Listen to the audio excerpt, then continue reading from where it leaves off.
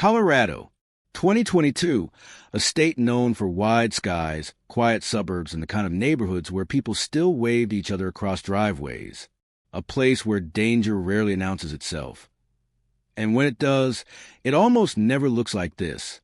Because in the summer of that year, a story would surface that felt so grotesque, so backward, so unbelievable that it shook the entire nation. A story many people still don't understand, and many refuse to believe actually happened. A 31-year-old woman, a 13-year-old boy, and a crime so disturbing, so morally upside down, that when the truth finally came out, people didn't respond with shock alone. They responded with outrage. They responded with disbelief.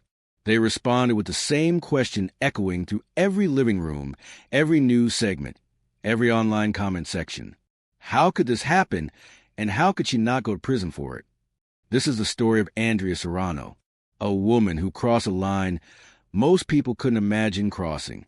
A woman who abused authority, manipulated innocence, and shattered a young boy's childhood, leaving behind damage that neither courts nor headlines could ever truly measure. But even more disturbing than the crime was what happened after, because when officials announced she wouldn't be facing prison time, not at first, frustration turned into fury. For many, the justice system didn't feel flawed, it felt broken. It felt biased. It felt like it was bending in ways that made absolutely no sense. And yet, behind the legal arguments, behind the public debate, behind the shock of the headlines, there was someone almost everyone forgot about. The victim, a child who was still learning how to be 13, suddenly shoved into a nightmare he never chose and never understood. Tonight, we're going to walk through this case step by step. Not the sensationalized version, not the rumors, but the full narrative from the beginning to the fallout, so you can judge the truth for yourself. Because in a story like this, the details matter, the decisions matter, the consequences matter, and what this case reveals about the system may be even more disturbing than the crime itself. Before we dive deeper, please give us your support by subscribing to this channel and liking this video. If you're someone who believes these stories should be told, that victims deserve to be heard, and that truth deserves to be exposed, make sure you stay with me through every part. Cases like this one are complicated, emotional, and heavy, but they also shine a light on realities many people never see. Now, let's go back to where all of this began. To the victim, to the child at the center of this storm, to the moment everything changed. When people hear the headline, a 31-year-old woman, a 13-year-old boy, their minds instantly jump to the shock, the outrage, the violation. But what most people forget is that behind every headline there's a child, a real life, a real story long before their name ever gets tied to a crime that shouldn't have touched them in the first place. And to understand how this entire case spiraled into one of Colorado's most disturbing and controversial events, you have to start where all tragedies begin, with someone who never saw it coming. He was 13, just 13. At that age, you're halfway between childhood and the shape of the person you're going to become. You know some things about the world, but most of it still feels big, confusing, undefined, and you're still trying to figure out your place inside of it. He was like most boys his age, a little awkward, a little shy, smart in ways he didn't even notice, curious, sensitive, and trying to navigate the typical storms that come with early adolescence. He liked video games, biking the neighborhood streets with his friends, late-night cartoons, and the kind of snacks that vanish quickly from the kitchen when no one's looking. But beneath the surface, life wasn't perfect. It rarely is for kids in stories like these. There were stresses in the home, financial tension, a missing father, a tired mother doing everything she could to hold the family together, juggling work, bills, and responsibilities that stacked too quickly and too heavily. You see, predators don't just look for opportunity. They look for soft spots, for cracks, for vulnerabilities they can slip into under the disguise of help, support, comfort, or understanding.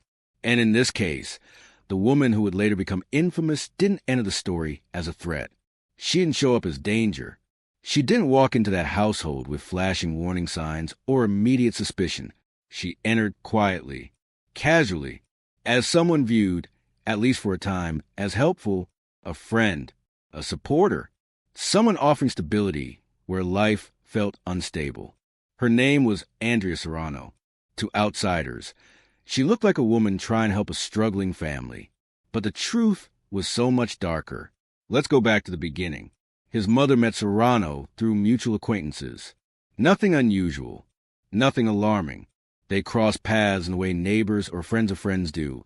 Small talk, human connection, little exchanges that eventually grow into familiarity. And slowly, Serrano began spending more time around the home, helping out, offering support, being present, being available, being the adult who seemed to understand, who seemed to care, who seemed to get it. For a single mother trying desperately to manage life's chaos, that kind of presence feels like relief, like assistance, like a blessing. Adults helping each other is normal. Adults helping kids is normal. What wasn't normal, what no one saw yet, was how that help was being weaponized. The boy, still just a child, didn't question it. Why would he? At that age, you trust adults. You look up to them. You follow their lead. You believe their intentions. To him, Serrano became a familiar figure, something between a mentor, a babysitter, and someone to talk to. She listened to him in ways that felt validating, comforting, mature. She asked about his day, his feelings, his struggles. She didn't talk to him like he was 13. She talked to him like he was older. And for a kid navigating loneliness, confusion, and early adolescence, that felt good. It felt stabilizing. It felt like someone finally understood him.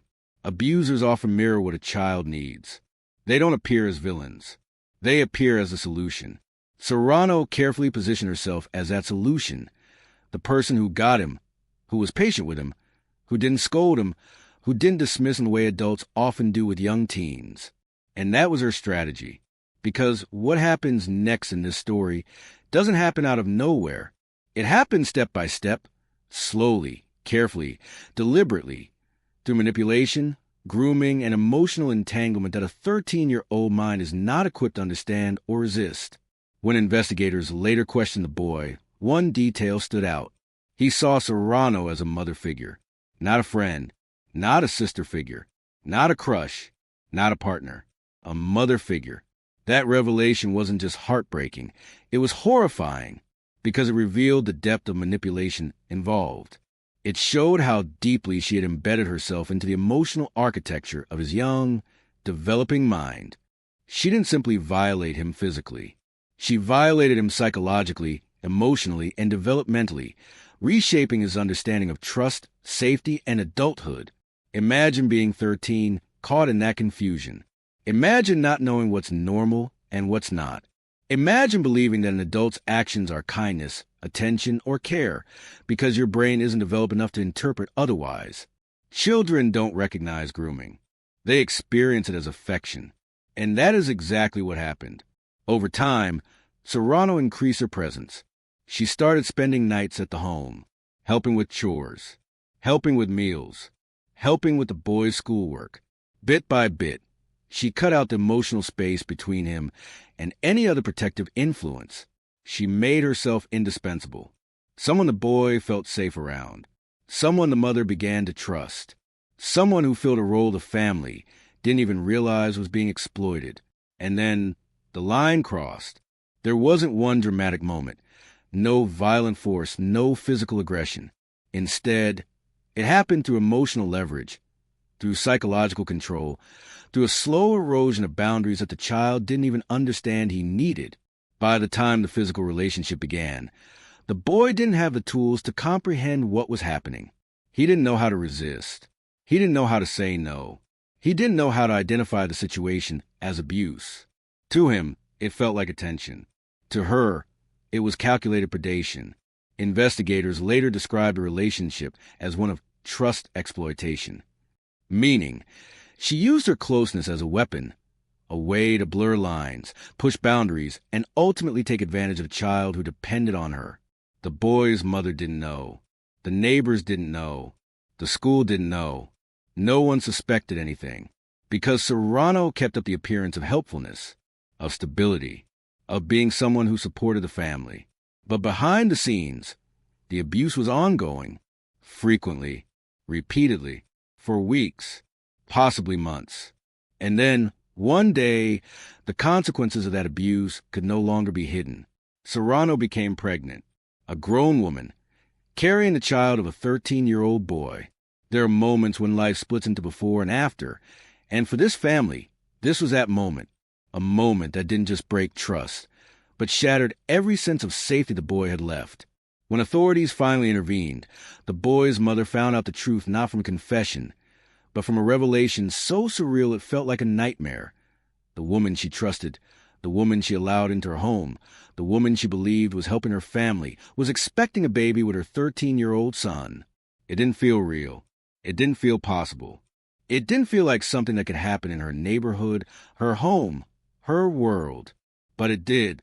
And suddenly, a child who should have been worried about homework and school clubs was thrust into a police investigation, media attention, psychological trauma, and responsibilities no 13-year-old should ever face.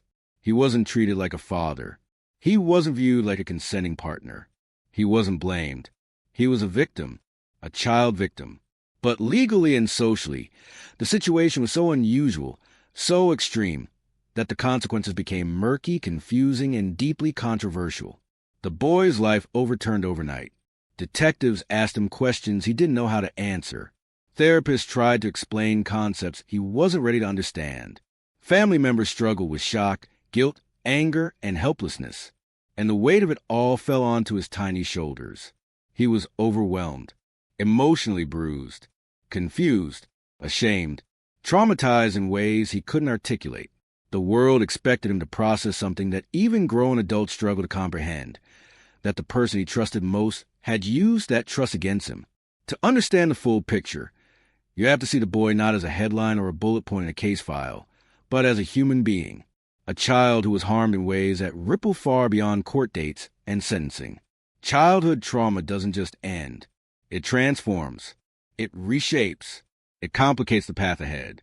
He had to grapple with identity questions, emotional conflicts, and psychological damage during years that should have been filled with innocence.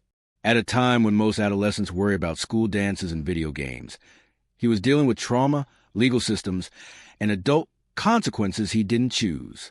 And yet, through it all, society demanded answers, demanded explanations, demanded accountability, from a child who didn't know any answers at all. In interviews, his family described him as quiet, withdrawn, sometimes angry, sometimes confused, haunted, burdened by something far too heavy for a boy's age. Trauma doesn't announce itself loudly. Sometimes it whispers. Sometimes it hides behind silence. Sometimes it shows up in ways people overlook. And in this case, the trauma was undeniable. One of the most heartbreaking elements of the story is this. The boy didn't even know he had been abused, not in the legal, psychological, or emotional meaning of the word, until adults told him he was. That's how thoroughly manipulated he had been. That's how deeply Serrano twisted his developing understanding of trust and boundaries. He believed what happened was normal, that it was affection, that it was care. He didn't understand consent. He didn't understand grooming. He didn't understand exploitation. Because children cannot consent to adults, not legally, not emotionally, not psychologically. Their brains aren't developed enough. Their understanding isn't mature enough. Their boundaries aren't strong enough. And Serrano knew that. She used that. She took advantage of that. The boy's mother said something later that still echoes through the case. He was robbed of his childhood. She wasn't exaggerating. She wasn't being dramatic.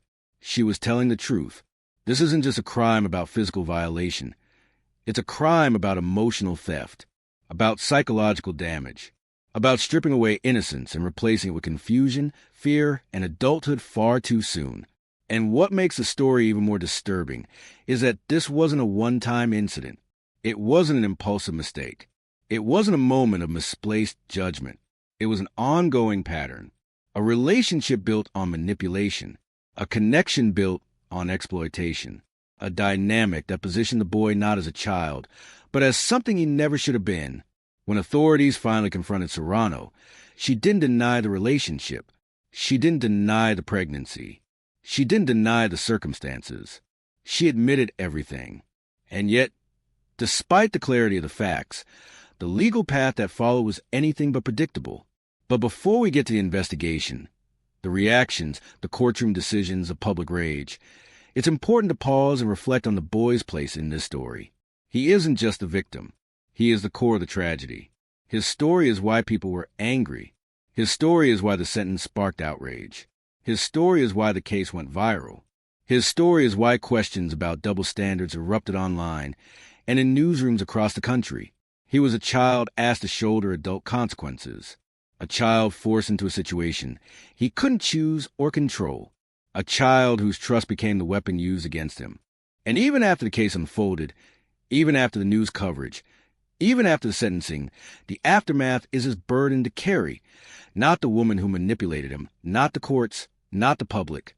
This story begins with him. And everything that follows, every legal debate, every news headline, every public opinion, is rooted in the reality that one boy's childhood was irreversibly altered.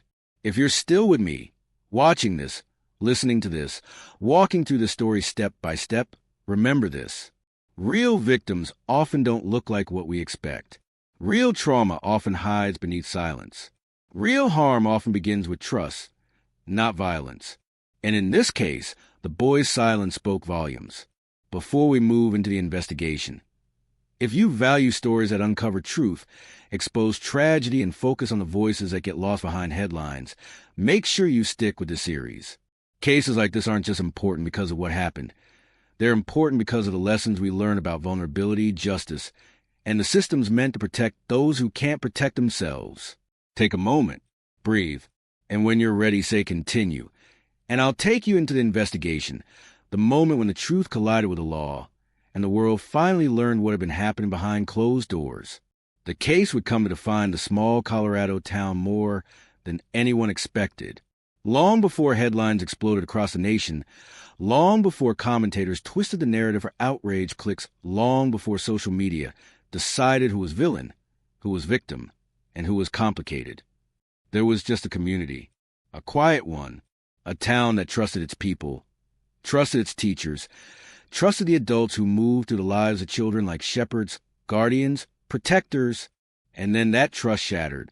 Detective Mariah Soltero would later describe the early days of the investigation as walking into fog. Nothing felt clear. Nothing felt consistent. Rumors spread faster than facts. Parents whispered to one another at bus stops, eyes darting around as if fear itself might overhear them. Teachers met behind locked doors, voices hardened with disbelief and anger. Local church leaders held emergency meetings, asking themselves how such a thing could have been growing quietly, right under their noses. And in the middle of all of it, a boy, 13 years old, caught in a storm he never asked for, a storm he could not possibly understand. The first real break came from the school counselor, a routine conversation, an unexpected confession, and suddenly everything changed. Colorado law enforcement moved quickly, but cautiously. Cases like this demanded precision, sensitivity, and a level of emotional control many officers struggled to maintain when the victim was so young. Detective Soltero wasn't one of them. She had built her career handling crimes against minors. She knew the psychology, the patterns, the contradictions, the grooming behaviors, the manipulation hidden under the surface like hairline fractures in glass. She also knew how quickly the public could warp a narrative, how quickly sympathy could be misplaced, how quickly charm, tears, or a carefully curated exterior could derail the truth. So when she heard the suspect's name, Elena Marsh, 31 years old, she didn't picture a monster. She pictured a human being capable of terrible decisions. But she also pictured the boy, and that image sharpened her focus into something almost surgical. It began with a whisper at the local diner. By late afternoon, it had made its way through the grocery store aisles. By evening, parents were calling one another, texting frantically, trying to confirm what they feared was true. And by nightfall, the story had escaped the town entirely. News alerts, talk radio, hashtags, outrage posts, comment sections boiling. The nation exploded in opinion before a single official statement had been released. Meanwhile, Detective Soltero and her team were quietly piecing together the truth, one fragment at a time. The boy's interview was conducted with therapists present, carefully, respectfully, without leading, without pressure. He was soft-spoken, nervous, uncertain of how much he was allowed to say, or whether he even understood the weight of what was happening. But slowly, painfully, the truth emerged, and when it did, the room fell silent. A line had been crossed, a grave one, and there was no way to pretend otherwise. Detective Soltero left the interview with her jaw locked tight, her eyes colder than the mountain air outside the station. This wasn't a misunderstanding. This wasn't exaggeration. This wasn't confusion, as she would later hear some in the community attempt to claim. This was a crime, a serious one, and the next step was inevitable. Elena Marsh lived in a quiet neighborhood, a place where neighbors exchanged holiday cookies and waved from their driveways, a place where no one expected patrol cars to pull up and stop, especially not for her. She answered the door with a calmness that surprised the officers, a calmness that unsettled them. As Soltero later wrote in her report, she wasn't confused. She wasn't shocked. She was anticipating something, as though she had already practiced for this moment. Elena cooperated. She answered questions. She provided information. She acted composed, polite, articulate, almost overly eager to be understood. But beneath that polished exterior, something else simmered. A denial that didn't come from innocence, but from a refusal to face the consequences of her choices. The arrest, when it came, rocked the town even harder, because people expected the suspect to look like a monster. Instead, she looked like any other parent in the community, any other neighbor, any other face in the grocery store. And that, more than anything, terrified them. Weeks later, a test result arrived that silenced every remaining doubt. A positive pregnancy result, followed by confirmation of paternity. The case was no longer a rumor, no longer speculation, no longer an emotional debate. It was fact, undeniable, concrete, uncomfortable, devastating. And when news outlets got hold of it, the town lost whatever remained of its quiet normalcy. People screamed for justice. Others argued for sympathy. Some blamed the parents. Some blamed the system. Others, disturbingly, tried to downplay it. But one fact rose above all noise. A child had been victimized, and the legal system was responsible for what came next. When the case reached the courtroom, every seat was filled. Reporters, concerned citizens, law students, activists from both sides of the political aisle. Everyone waited for the verdict. Everyone speculated on whether Colorado law would deliver punishment or controversy. Some wanted years behind bars. Others argued that incarceration wasn't necessary. But for the boy and his family, the focus was never the headlines. It was recovery, healing, safety. The judge listened, reviewed, considered the emotional, physical, and long-term implications. And when the sentence finally came, silence fell, because what the court decided stunned almost everyone. No prison time. Instead, probation, mandatory counseling, restrictions, monitoring, and a legal record that would follow Elena Marsh permanently. The ruling sparked immediate backlash online. Some called it unfair. Some called it irresponsible. Others claimed the justice system had failed the boy. Others argued that the judge was following state guidelines. But no matter where people stood, one truth remained. The case was far from over, because now there was a baby. And every decision moving forward would impact not just a boy, not just Elena, but a child who had entered the world under extraordinary circumstances. While the public argued online, behind closed doors, another battle unfolded. Custody. What would happen to the baby? Who had the legal right to decide? How could the state protect both children involved? The boy's parents were thrust into a war of paperwork, hearings, interviews, and legal complexities they never imagined facing. For the first time, the emotional weight of the case surpassed even the legal weight, because every choice now carried consequences measured not in statutes, but in the futures of children. The community watched, waited, held its breath, and slowly, the deeper story, the one the headlines never captured, began to emerge. A story of manipulation, a story of responsibility, A story of a boy who deserved more than the world gave him, and a system trying, stumbling, but trying nonetheless to keep him safe. Once the case hit national networks, it took on a life of its own. Commentators debated endlessly. Podcasters exploited the story for shock value. Influencers used it for outrage content. Some twisted it into political fuel.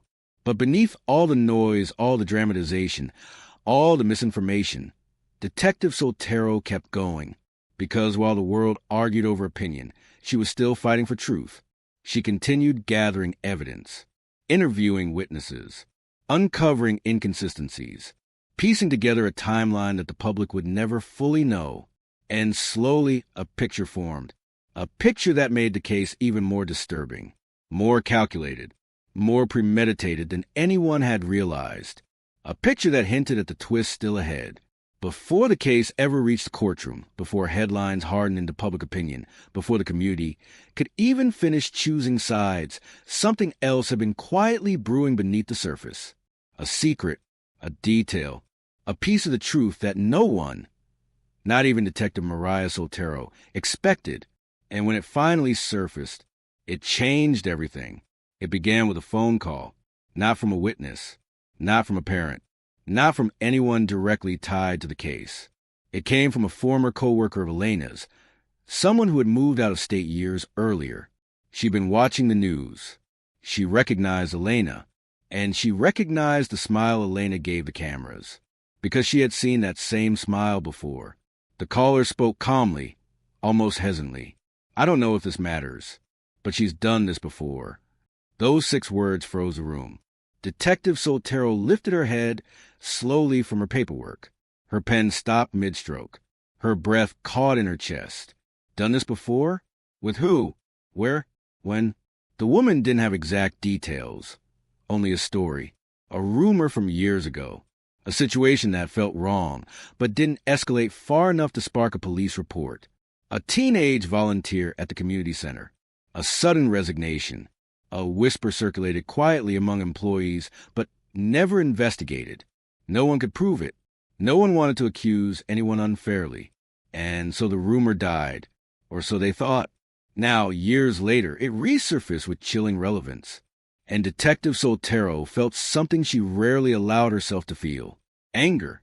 Because this wasn't an isolated mistake. This wasn't a one-time lapse in judgment. This wasn't an accident. This was a pattern. And if the pattern was visible once, it was visible somewhere else too. Soltero requested Elena's employment history, her volunteer logs, her social media accounts, old emails, archived school district records, community center files, everything. It took days, but the deeper the team dug, the more disturbed they became. She had moved jobs frequently, never abruptly enough to trigger suspicion, just enough to prevent deep roots from forming. She volunteered often, always with youth programs, always with easy access, always in positions that required trust. At first glance, it all looked normal, even admirable. But when viewed through the lens of the case, it became something else entirely. And then the real twist emerged. One afternoon, as detectives sifted through a box of personal belongings seized with a warrant, a small notebook fell out. A journal, leather-bound, well-worn. Handwriting on the first page read, "Personal reflections do not read." Soltero's hands went cold. Inside were entries dating back nearly a decade. Not explicit descriptions, not confessions, but patterns, a fixation on connection.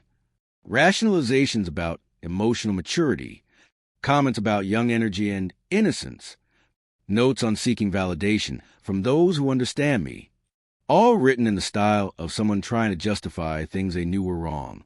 To anyone else, the journal might have seemed harmless, introspective, poetic, overly emotional, but to an investigator trained to recognize grooming behavior, it was devastating, because it revealed something difficult to accept. Elena Marsh didn't simply cross a boundary. She targeted one. And she had been doing so emotionally, and possibly behaviorally, long before the Colorado case ever surfaced. But the most chilling discovery came 2 days later. Detective Soltero had requested archival data from an old youth program Elena volunteered for years earlier. Files long forgotten, stored on outdated servers, collecting digital dust. Threaded between logs and volunteer sign-in sheets was a folder of event photographs. Most were harmless. Picnics, sports days, workshops. But one photo made Soltero sit up straight. Elena stood smiling with a group of teenagers, arms around them casually. Perfectly normal. Except one boy was leaning away, his body stiff, his expression uncomfortable, his shoulders tense. And Elena's hand was positioned just slightly too close to his lower back, a subtle but unmistakable violation of personal boundaries. An expression like that didn't just happen, not in photos, not by accident. Soltero enlarged the image. Her heart dropped, because that boy, now older, now living in another state, had filed a police report years after that photo was taken, not against Elena by name, not directly, but describing a volunteer whose behavior felt wrong. The case never went anywhere. The boy didn't want to pursue it. There was no corroborating evidence. No one followed up. But now, looking at the photo, looking at the journal, Soltero saw what that teenage boy had felt. Something was off. Something was wrong. Something was predatory. And Elena had moved on before anyone connected the dots. Until now, piece by piece, the investigation mapped a timeline that shocked even the most seasoned detectives. The pattern was clear. New job, connection to minors, sudden departure. Another job, another youth-adjacent role, another quiet exit. A repeated cycle of avoiding confrontation, slipping away before concerns could escalate, and reappearing where oversight was thinner. There was no proof of prior crimes, no concrete evidence to charge her with those earlier situations. But the pattern alone was enough to shift the prosecution's approach and deeply influence public perception. Now, this wasn't just about one incident. This was about a documented history of concerning behavior. And it raised a question the courtroom had not yet considered. What was Elena truly capable of? During re-interviews, detectives spoke with the mother of that teenage boy from the youth program, now an adult. She hesitated at first, but after being shown the photo, something in her eyes changed. Her voice trembled as she spoke. I always knew something was wrong. I just didn't know how to prove it. And my son begged me not to make it a bigger deal. He thought no one would believe him. That comment hit Soltero hard, because it echoed the Colorado boy's struggle too. A child caught between confusion and fear, knowing something felt wrong, but unable to name it. And suddenly, the case wasn't a single event anymore. It was a pattern of missed warnings. A trail of red flags no one noticed or chose not to confront. Not until it was too late. The district attorney, after reviewing the new findings, called an emergency strategy meeting. The evidence wasn't retroactively criminal. Nothing could be filed for the incidents in other states. Not enough for charges. But it painted a picture for the judge. A powerful one. A picture showing emotional manipulation, repeated access to minors, a history of boundary violations, signs of grooming behavior, a documented pattern of moving before suspicion escalated. This wasn't a misunderstanding. This wasn't a mistake. This was a pattern. And now the court had to confront it. When leaks about the journal and past allegations began to circulate, quietly and directly, through reporters who heard from a source close to the investigation, the community's reaction transformed overnight. Those who once defended Elena fell silent. Those who doubted the case now reconsidered. Those who blamed the victim apologized quietly in private conversations, because now the full truth was undeniable. This woman had been walking a razor-thin ethical line for most of her adult life, and finally stepped over it in the most devastating way possible. When the case returned to court for a pre-sentencing hearing, the prosecution revealed the twist. They presented the journal, the past allegations, the pattern of employment, the interview from the earlier victim, the photograph, the behavioral analysis. And when the last piece of evidence was shown, the courtroom went silent. Elena Marsh's expression changed. For the first and only time, no more practiced sadness, no more carefully orchestrated empathy, no more fragile innocence. Instead, her face hardened, as if someone had finally seen her clearly, and she didn't appreciate the view. That moment became the single most replayed clip from Courtroom. Commentators described it as the mask slipping. Psychologists called it a break in emotional control. Detective Soltero called it something else entirely. That was the moment I knew the public finally understood who she really was. The judge's tone shifted. The prosecution's pressure increased. The community's understanding deepened. And suddenly, what once seemed like a confusing, awkward, unusual case became unmistakably predatory. It reframed everything. The boy's confusion, the pregnancy, the inconsistent statements, the carefully curated social persona, the decision to avoid jail time. Now it wasn't controversial. It was chilling, because the truth was never complicated. It was calculated. By the time the twist reached the courtroom, the journal, the old allegations, the disturbing photograph, the interviews that hinted at a long-standing pattern. The case had already become one of the most polarizing in Colorado's recent history. But now, it was no longer polarizing. It was damning. For the first time, the public finally understood the true scope of what had happened. Parents who once defended Elena fell silent. Neighbors who insisted she would never do something like that began to avoid speaking her name.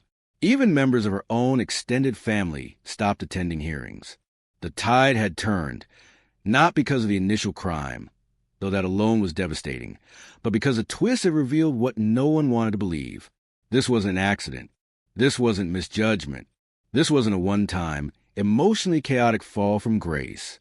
It was a pattern of behavior, a slow, methodical erosion of boundaries, years of proximity to children, repeated chances, repeated exits, repeated opportunities to stop, but never taking them. And now, the justice system was forced to rethink everything. 2 days after the twist surfaced, the district attorney held a closed-door meeting with his team. He sat at the head of the table, tapping a pen against a thick pile of documents. Interviews, logs, journal excerpts, and employment records stretching nearly a decade. He sighed once, deeply, then spoke. "We need to reconsider the initial plea agreement." No one in the room looked surprised. Originally, the plea deal was crafted based on a limited set of facts: a crime involving a minor, a pregnancy, confession and cooperation, no prior criminal history, a belief now proven false that this was an isolated incident. But now the foundation had shifted, cracked, collapsed. The DA continued. The court accepted the plea, assuming this was a singular lapse in judgment. That assumption is no longer valid. His legal advisor cleared her throat. "We can file a motion to vacate the sentencing agreement, but we need a trigger, something concrete, not just moral outrage." And then Detective Soltero placed a folder on the table. A folder that contained the one document no one expected, a statement from the now adult who had appeared in the old photo, a statement that said he was ready, finally, to give a full account.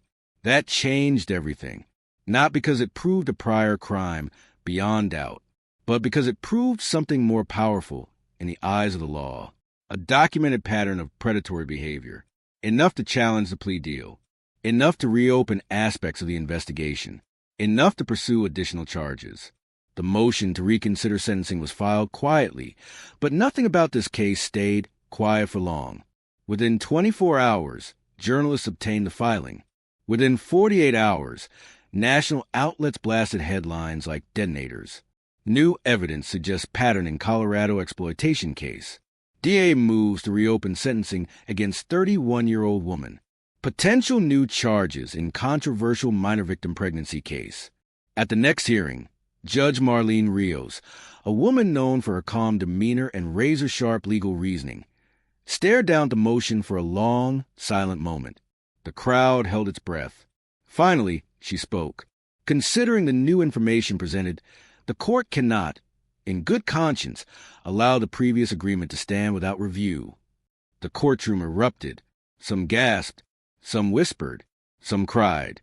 Elena, for the first time since her arrest, looked visibly shaken. Her hands trembled, her jaw clenched, and her attorney leaned in and whispered something that chilled every reporter who later replayed the footage. "You're losing control. They're not buying the act anymore. The reversal triggered a firestorm, not just locally, but nationally. Experts debated the ethics of plea deals in crimes involving minors. Parents demanded stricter oversight of youth-oriented programs. Politicians used the case to push for new legislation. One anchor said, "This is no longer a courtroom issue. This is a societal failure being dissected in real time."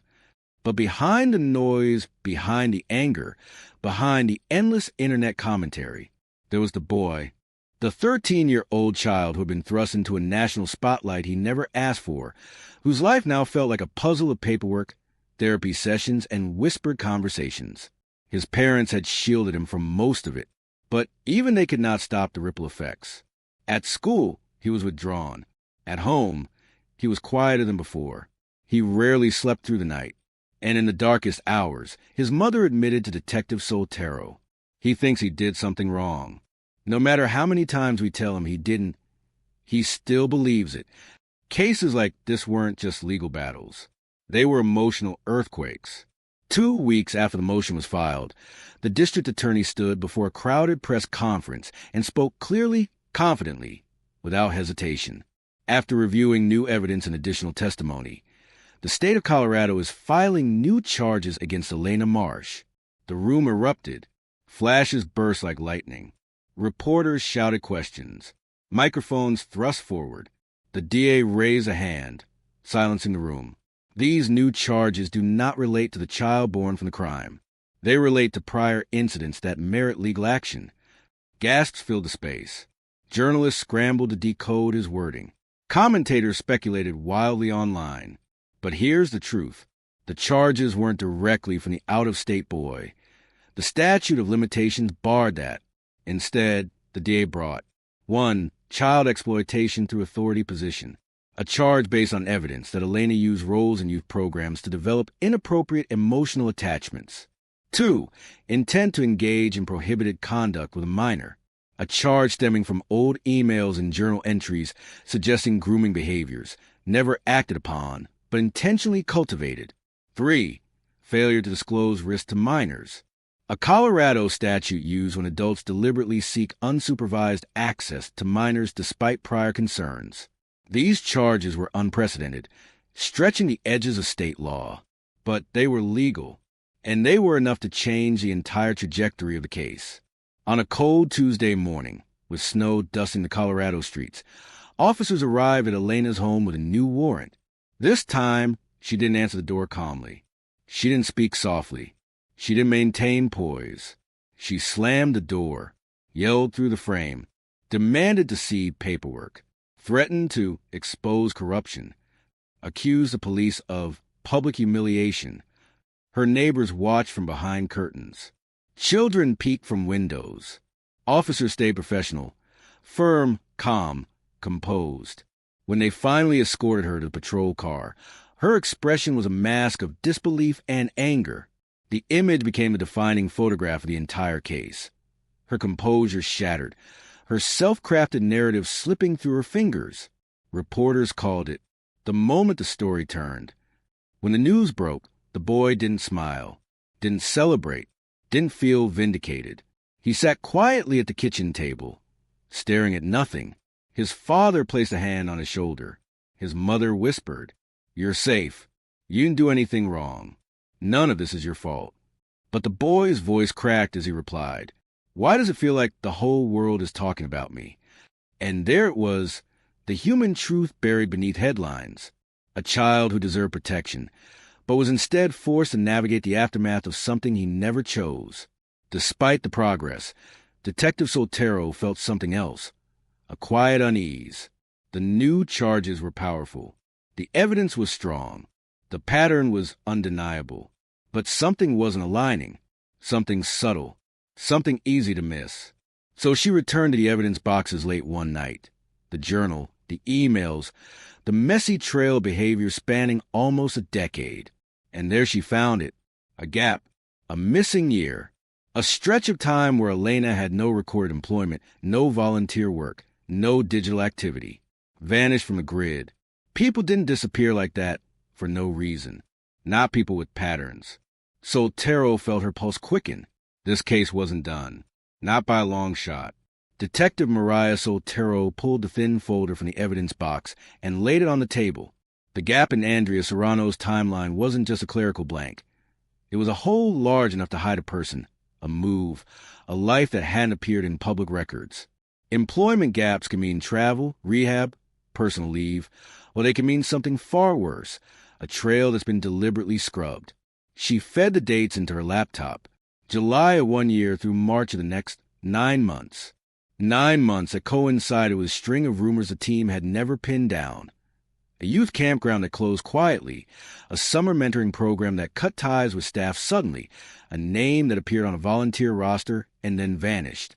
Soltero called in digital forensics and asked them for anything they could pull: old metadata, deleted social posts, geolocations from timestamps, archive phone logs, anything. When the first results came back, they were small and messy: an email to a temp agency, a PayPal payment to a low-budget rental company in a nearby county, and a string of deleted social posts the forensics team managed to recover that suggested Serrano had been living, temporarily, near a seasonal youth program. The program director they located remembered Andrea, friendly, helpful, someone who'd come in to help the summer with kids who needed extra attention. Nobody reported anything criminal at the time, but 2 older counselors, reached separately and privately, told Soltero something different. Andrea had been unusually eager to be alone with a small group of boys, to drive on off-site trips, and had used language, compliment about maturity, praise for being so grown up, that made him uncomfortable and prompted them to schedule a private conversation to set boundaries. Before that talk could happen, Andrea was gone. The program quietly restructured its staff within weeks. There was no charge filed against Serrano for those months. There were no police reports. But what this did give Soltero was context. This was not a one-off lapse of judgment. It was a pattern. When the DA's office reviewed the new timeline with the investigators, they agreed. The gaps, the pattern of moving into youth-adjacent roles, the deleted digital traces. They didn't constitute a criminal case for past acts under statute limitations, but they were morally and contextually compelling. The DA filed a motion to revisit the initial plea and sentencing, arguing that the plea had been negotiated on an incomplete factual record. Legal maneuvering is not always quick. There were motions, sealed conferences, and long, excruciating waits in which the boy's family, already exhausted, tried to hold a fragile normal for him. Each hearing reopened old wounds. Every news cycle returned his life to the front page. For a kid who wanted nothing of the spotlight, it became a second trauma. The courthouse smelled of coffee and paper and too many opinions. The judge agreed to rehear aspects of the case. The prosecutor was permitted to present new contextual evidence about Serrano's pattern of behavior. Defense attorneys argued that resentencing would violate the terms of a plea already accepted, and that the new evidence did not prove additional criminal conduct. The legal debate became a media spectacle. Commentators debated plea ethics on cable panels, while commenters online railed about bias and double standards. But in the closed rooms where the real decisions were made, what mattered most was this: 2 children's lives. The newborn, the infant born from the abuse, existed now in a world and needed legal care. While the criminal case moved, child welfare social workers were conducting their own assessments. The boy's mother petitioned for custody. Serrano contested. The system's default principle is the child's best interest, but the law treats a child of a criminal act as a separate party, with rights and needs of their own. Social services moved to temporarily place the infant under state supervision pending custody hearings, citing the unusual nature of the case and the traumatic circumstances of the child's origin. That decision ignited another wave of public debate. Some argued removing the infant from Serrano's custody was the only safe option. Others said punishing a newborn for crimes of a parent was cruel. The reality was more painful and pragmatic. The state's immediate priority was safety and stability, not moral judgment.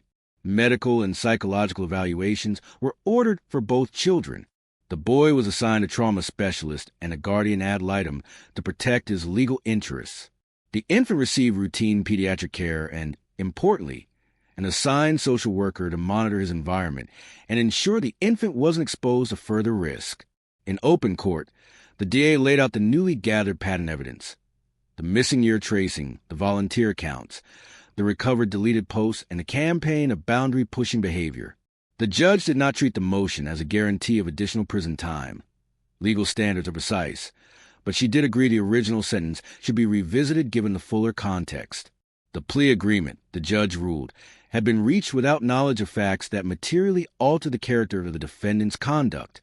When sentencing was reopened, the courtroom again filled. The boys' families sat together in the front row. Serrano's supporters were fewer. The whistleblower effect had taken hold. Some community members who had once been ambivalent now testified in support of stiffer consequences. Shaken by the notion that grooming had been a pattern, Serrano read a statement that oscillated between apology and self-justification. It was impossible not to hear manipulation, even in the cadences of regret.